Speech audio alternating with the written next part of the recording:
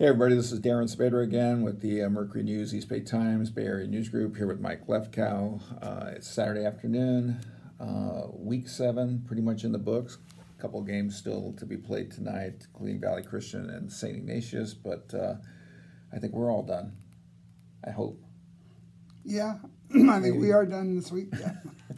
Yeah. You were out in Brentwood last night, and you saw Liberty and Freedom, and it was 21-21 at halftime, and then what happened? Well, Liberty outscored them 34-0 in the second half. They scored 27 points in the third quarter. Liberty was an impressive performance by the Lions. They scored 2 touchdowns real quick in the third quarter. Tyrell Sturgis-Kofer in the first 3 minutes of the third quarter ran for well over 100 yards and also 2 touchdowns. So he put on quite an impressive show. Right. Big win for Liberty, ranked second, shows that it's very much deserving of that ranking. Pittsburg and St. Francis, they're both tied for 4th in our rankings this past week, and both of them won, but both of them have quarterback issues. Yes, they do. St. Francis' starter didn't play last night, hearing that he could be out for the season. That has not been confirmed. I know Vitas Masica has put out a call to St. Francis. Did not play last night, apparently. Do we know what's wrong with him? I hear knee, but I mean, again, this is all unconfirmed. So, but if St. Francis doesn't have its quarterback and Trey Turner now out at Pittsburgh, you talked to Vic Galley today. What was the update there? Well, he doesn't know the severity. It's a left clavicle injury. It's his non-throwing shoulder. He actually was able to play for a little while last night after getting hurt. He threw some passes.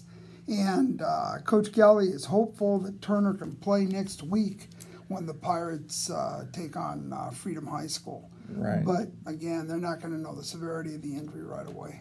But they have Justin Boyd, who played at quarterback last year when Trey Turner was hurt, and we all know what Pittsburgh did last year, reaching a state championship game. Yeah, and Willie Hartz can also play there if necessary. And, of course, they do have a backup quarterback, Jerry Johnson. So they've got some alternatives. Now, how they compare to Trey Turner, well, Boyd played pretty well last year. Right, he definitely did. And we'll see what happens to St. Francis. Lancers scored only 14 points last night. They beat Sacred Heart Cathedral 14-0. But I think when they play Sarah at the end of the season, and when they play Valley as well, they're probably going to have to score more than 14.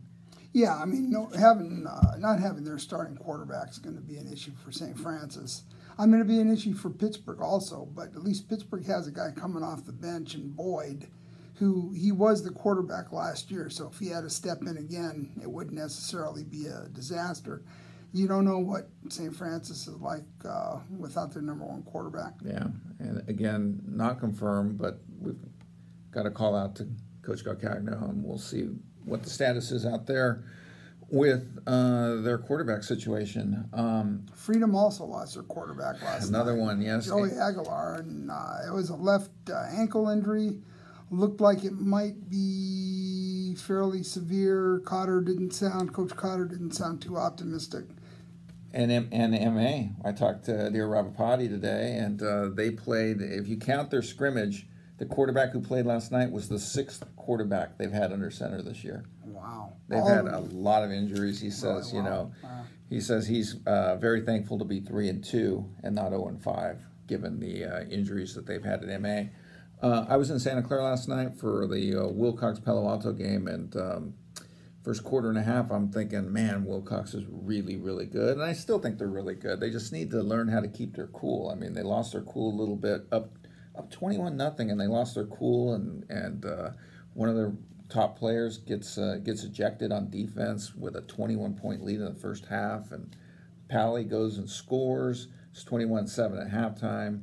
Wilcox comes out to start the third quarter, scores again to go up 21, and then all of a sudden it's like a 7-point game in the fourth quarter, and Pally had 2 possessions to possibly tie the score. Wilcox held and then ends up winning 35-21, but if Wilcox ends up in Division II of the 3 Central Coast Section Open divisions. They're going to have to play a lot cleaner game than that if they're going up against Sarah or St. Francis or another rematch with Valley Christian. Yeah, no, it's important that players keep their cool when things aren't going right. I mean, even in the game I was at last night. But they're going right at 21-0. Well, yeah. They got to keep their cool up 21-0. You know, somebody. Well, they're teenagers, and emotions sometimes get the best of them. But I mean, that's the thing. The coaches have to emphasize that you have to keep your cool. I mean, even at the game I was at last night, Freedom lost its cool a little bit, and of course Liberty responded, and you just can't do that. Right. Sarah today, running clock win, not surprising. Running clock win over Bellarmine 43-0. The Bells are really have really hit some hard times since their 2015 run to a state championship game. Yeah, I mean, we expected Sarah to win, but by 43 points, I mean, that's... and that looks like they called off the Dogs because it was 43-0 early third quarter, correct? Well, it was 36-0 at halftime, I think. Wow. Monte Vista with a huge win at Cal, and we talked about that game going into the weekend, and that was a big win by the Mustangs. Yes, I mean, Monte Vista has a very good defense, and they played well last night. I think from what I heard, California shot itself in the foot a couple times, but, you know. And a lot of blowouts. I mean, I'm looking at the MA beating Aragon 41-0, Las Lomas routing Concord 56-0, Campo over Alhambra 49-10, Bishop O'Dowd over Berkeley 55-0. Some ugly scores. Well, I mean, this is where you're starting to see some of the good teams really separating themselves. I mean, the leagues are not always balanced, and you're seeing the result. Before we wrap this up, you should pat yourself on the back. Good call on Milpitas. Well, you know, again, and I'm sure it's going to happen again this season. A team like Milpitas, they've got talent, and teams like that, they may be underachieving this season, but they can rise up on any given Friday and pull an upset, and that's what Milpitas did last night. And beating Los Gatos 17-7. Granada, a team that we're both high on, beat Dublin 36-13. Yeah, I mean, I saw them against California. They lost by 3 points. Granada's got a very good football team. Anything else you want to add before we wrap this up here in lovely Dublin, at our Dublin office? No. Good night last night.